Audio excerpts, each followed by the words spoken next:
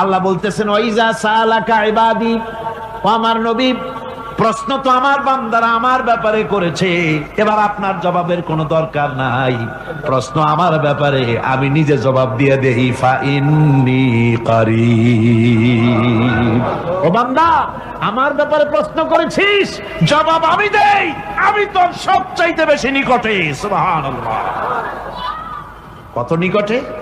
وَنَحْنُ أَقْرَبُ إِلَيْهِ مِنْ حَبْلِ الْوَرِيدِ, তোর যে রব এই শাহরগের চাইতেও আমি তোর বেশি কাছে। সুবহানাল্লাহ, আমারে ডাক, আমারে ডাক, কলিজা দিয়া ডাক, অন্তর দিয়ে ডাক। মনের থেকে মানুষ যদি ডাকে, মুখের ডাক আর মনের ডাক এক জিনিস নয়।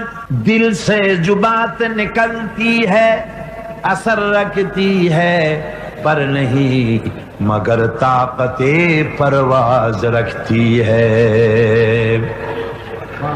দিল থেকে যে কথা বেরোয় তা প্রভাব বিস্তার করে, ডানা নাই কিন্তু ওড়ার ক্ষমতা রাখে।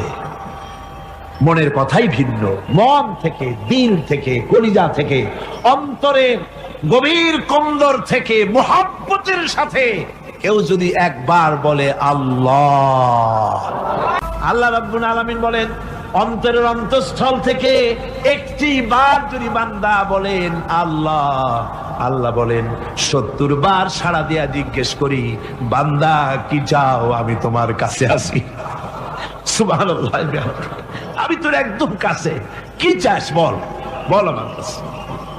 এমন দয়াবান, এমন মেহেরবান, এমন আল্লাহ আমাদের।